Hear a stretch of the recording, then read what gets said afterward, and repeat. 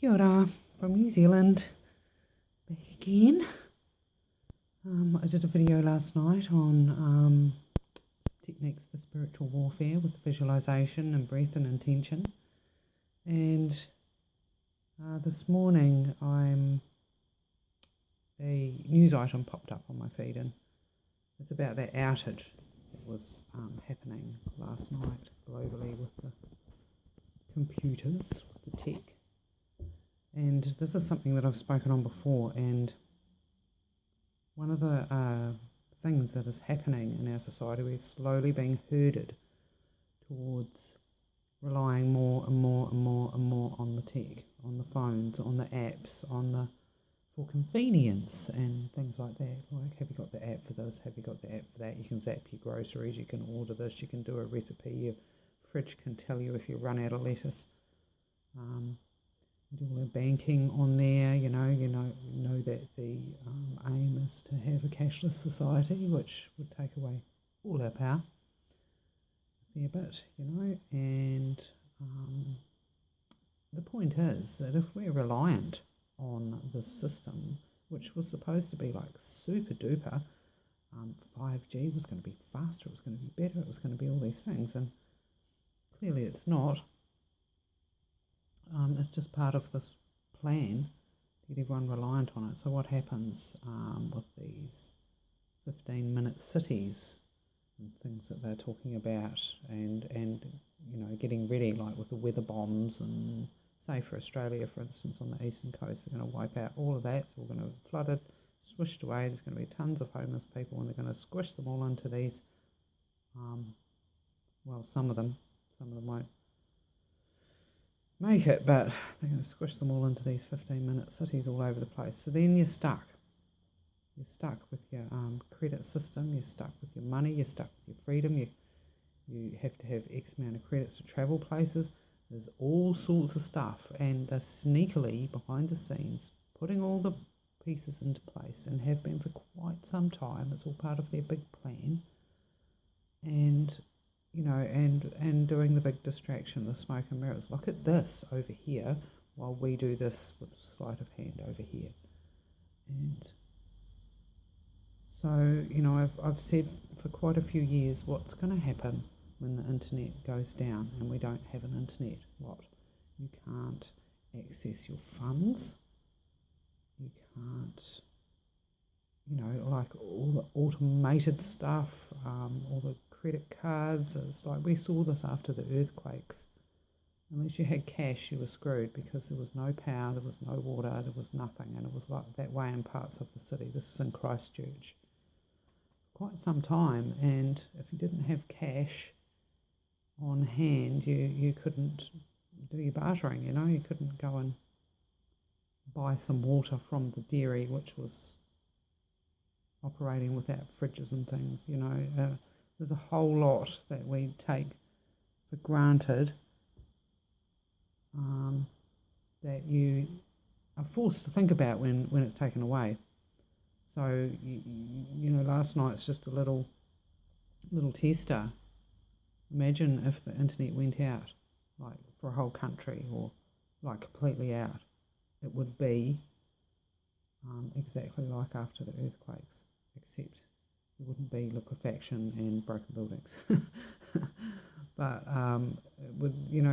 people change when things like that happens, and I witnessed this in Christchurch, as I say, and within minutes of that earthquake hitting, I was in a big shopping centre. Within minutes, there were people arriving to loot. They were just called out of the woodwork. They were just there, people ready to take advantage. Then you've got other people that are desperate for their families. That it just brings out the what would you call it? The animal side of people, the survival mode. People just get into that, and don't get me wrong, it brought out the best in a lot of ways, because a lot of people were looking after each other more and more happy, and we all had this common bond, and we'd all chat about things and stuff like that, and nobody else understood because they weren't there and they didn't know what it was like. They thought they might, because they felt a bit of rocking and rolling like 300 k's away in another town, but Honestly, it couldn't compare to what the big one was like there. We experienced the little rocking and rolling ones too, for the first year after that earthquake, there were 10,000 quakes. I wanted to get a t-shirt.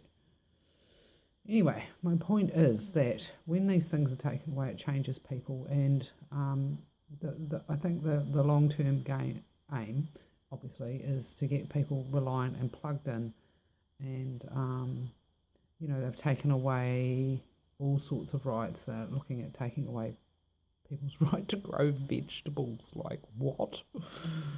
Vegetable gardens, chickens, rainwater, counting your water, going to pay for your water.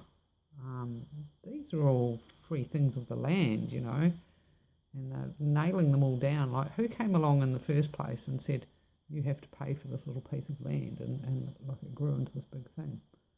But anyway, we don't want to be reliant on anyone else. We don't want a nanny government that tells us how to live and what we need to do, and that they care for us, so we need to do that, so we're going to force you to do this thing. And like a couple of experiences I've had recently where I've asked for help and I've been questioned about my expenditure and things like that, and why would I want to do that? And it's like, is this a service provider, or is this fucking like my narcissistic mother talking to me? It's like, what the? Anyway, it's not that I'm not grateful and I don't appreciate what I receive, but there's a line, and privacy and boundaries are really, really important, because all of that's going out the window as well. What is it called? It's like incrementally. It's like the dog with the leash. If you take away a chain every day and make it shorter, a link in the chain every day, make it shorter and shorter and shorter, and then one day they're like, can't move, That's where we're going. So have a think about where we're going, what we're doing, why it's happening. Remember, we're expanding our brains and our little pea brains and our minds to encompass multidimensionality. You can see how little and containing and confining this reality is when you start looking at internet and that reliance on all of these convenience bloody apps. It's bullshit. Just think about Wall-E and Eve in that movie. I think it was just called Wall-E. The people floating around in the spaceship, and they just cruise over and get food and go to sleep and watch telly, So if you think about how small this is, and you go into your multi-dimensional thoughts, and you're open to that, it's much bigger, isn't it? It feels much bigger, it feels much freer. That is our natural state, that is who we are, and we have never been taught that.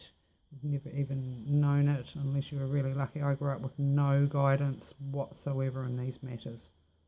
None. Zero. I should stop doing it. I shouldn't have prophetic dreams. I shouldn't speak the truth about people. I should sweep everything under the rug and jump up and down on it and squash it flat. I should, should, could, would. Wasn't allowed to be myself. Never got satisfactory answers. It was all lies and deceit. And anyway, the point is that I never got this guidance. So,